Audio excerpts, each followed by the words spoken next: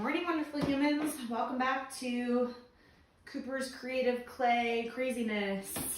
Today we are going to be learning the slab technique, which is the third and final hand building technique.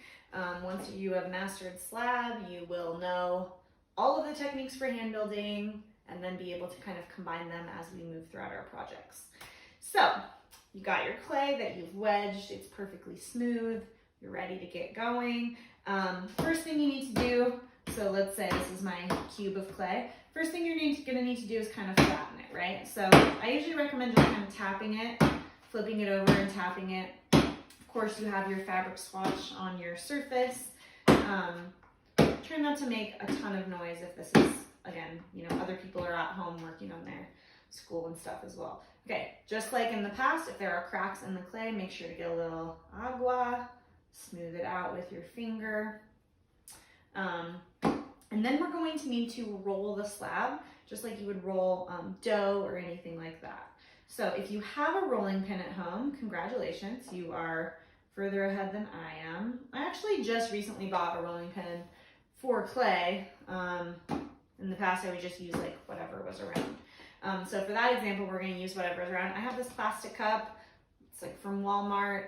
It will do the trick. You can also use, like a glass bottle would be good, a water bottle. You don't want to have anything you don't want like a water bottle with a bunch of lines on it, because then that's going to imprint on your piece. But so think about something that's okay if you get dirty. Again, something that's already in the trash or recycling. Don't take like, your like $50 hydro flask and roll a slab with it. Don't take anything that doesn't belong to you or that can't be cleaned up. And you're just gonna roll it. So this cup had some water in it. So I'm gonna take the side of it and I'm just gonna roll onto my clay, and then I'm gonna pick up the clay and flip it over. So I'm gonna roll, pick up the clay and flip it over. The reason why I'm doing this is because I don't want to press the whole slab into the fabric and then not be able to peel it off. So rolling and flipping it is an ideal way of kind of, one, making sure that you're getting it evenly rolled out, and two, not pressing it onto your piece and kind of like ruining it. So again, you want to use a decent amount of pressure. You don't want to use so much pressure that you completely flatten it, but you want to be using enough pressure to where you're actually making it flatter and larger, okay? So just rolling, flipping. Thickness, this is my cat Ruth down there. Thickness of your clay, again, just like in past projects, no thicker than your pinky, so 1/2 inch max, 1/4 inch. This is about perfect right now, okay? So we're gonna make just like a small-ish kind of box, cube type thing for the interest of today. You will need a ruler for working with slab at home, especially if you're trying to get dimensions to be perfect. I don't actually have a ruler around right now, so we're gonna make do with something else. So like, let's take for instance this clip, right? This clip is, one size, so I'm just gonna kind of use that as kind of like a guideline for my piece for now. Maybe I should get a ruler. Okay, hold please, I'm gonna grab one.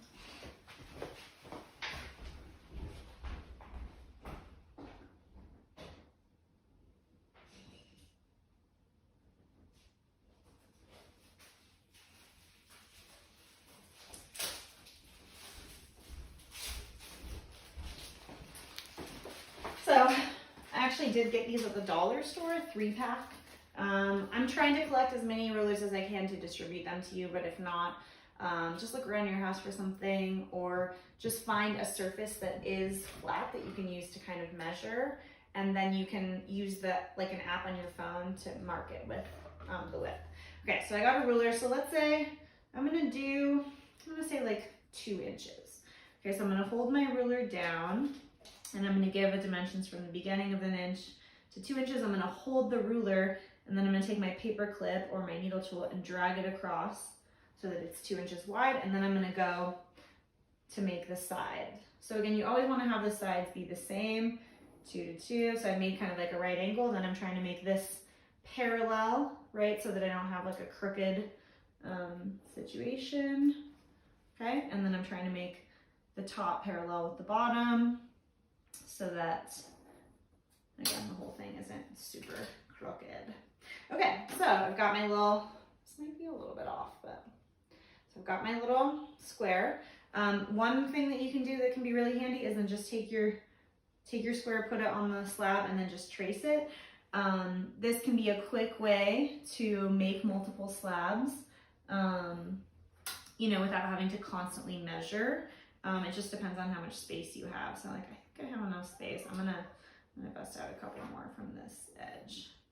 And again, I'm doing this really quickly without like double checking. You're gonna be wanting to make something perfect. So you're gonna maybe want to slow down a little bit, but for the interest of time, this one is a little off, but whatever. Okay, so then I've got all this extra clay. This will need to be rolled out to complete. So like when you're making your perfect cube, you're gonna need 6, right? So I've got 4, I'm gonna need 2 more. But I'm not gonna do that right now. Okay, so once you roll out your slabs, the thing that you need to remember is that you never wanna work with a slab once it's plastic, right? It's soggy, it's just going to, it's not going to hold up as well than if it was in the stage of clay that's known as leather hard, right? So something that's leather hard is not plasticky, so you can't like squeeze it, but it's not fully dried out or known as bone dry. It's kind of like right in the middle, kind of like the texture of leather, right? So it's still movable, but it's not brittle and it's not super plastic. So the way to get your clay to be leather hard would be to leave it out. Sorry, my cat is looking, I shouldn't jump up here. Would be to leave it out to let it kind of set up. Not dry, but kind of set up. I noticed that this has some kind of like lines in it, so I was just gonna take my sponge to kind of like smooth those out. So traditionally what I say is you leave your clay wrapped up in a plastic bag, but no damp paper towels or a rag, and you leave it overnight and that should set up. If you are working at home, you can just leave the clay out in the air, say maybe for an hour or 2, and that should be enough to set up.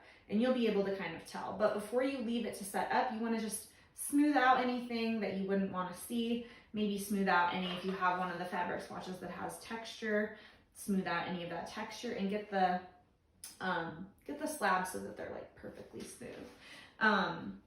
So let's just say, for example, that these have been set up and that they're ready to go.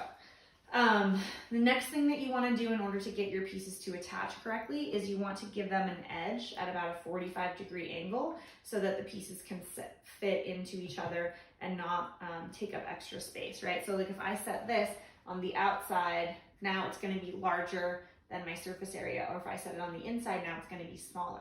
So you want to give both edges an angle so that they can fit together perfectly.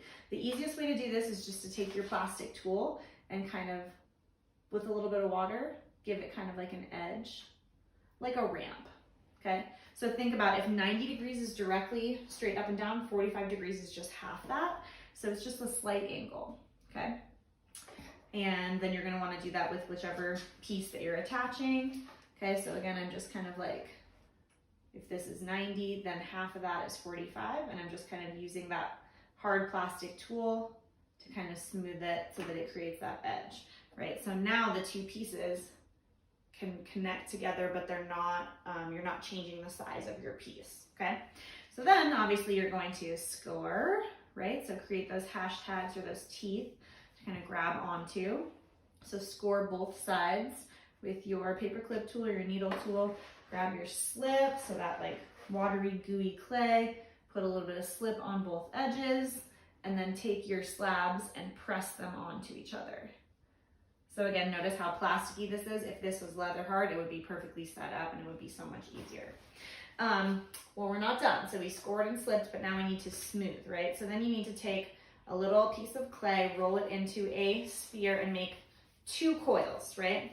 So anywhere where we score and slip, we also need to smooth. When you're using slab, you always want to use a coil at any of the seams that you create to kind of fill in that gap and smooth it out so that it doesn't fall apart, okay? So I'm going to create like a little skinny coil, and then I'm going to start by placing it on the inside, okay, and kind of pressing it in, okay, to fill in that seam. I'm even going to press it onto the outside here and to the outside here, okay? And then you can just take your hand, you're going to smooth some of the clay up and some of it down some up and some down. Again, to kind of fill out that seam and kind of hide it. A tool would be really handy here. Okay, so you're smoothing some up, some down. Some up. So think about like half of the clay is getting smoothed up, half of it down. I'm gonna do that on the edges too. And boom, like you don't see that seam anymore, right?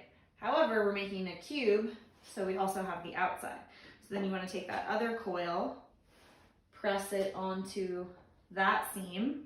And again, you're kind of like pressing it in. Okay, and then a little bit of water on your hands if you don't have any tools. Smooth some of it over here, some of it over here.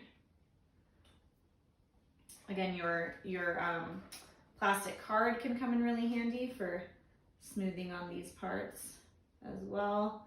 Again, I'm using a rib tool, which is the traditional tool, but you all are probably using your plastic card, okay? And obviously, again, so see how soggy it is and movable. When your slabs are leather hard, they're not gonna do this. They're gonna be perfectly set up. But the goal is that you don't have any seam there and it's just like a nice little wall that you've created out of clay. So that's your slab, boom. And then to keep going, obviously, right? Then you just kind of build up all of the other sides. Again, you're doing that angle. So like if I take this slab and put it on the outside, notice that it's smaller now and I have all the space to fill. If I put it on the inside, now this edge is going to be different than this edge. So creating that 45-degree angle where those things can match up is really, really important, especially for creating things that are, you know, a perfect size or shape. So things to remember with slab, you're going to need something to roll out your slab with. Rolling pin is like the optimal tool. Any type of glass bottle will work as well. Just as long as there's not any texture on it, or you can use like a hard plastic cup, works fine.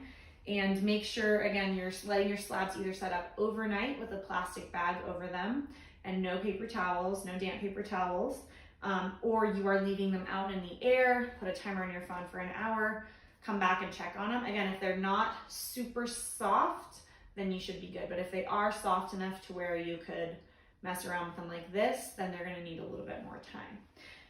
So go ahead and practice this at home. Bring me any questions that you have when I see you next in class, and have fun. Thank you. Goodbye.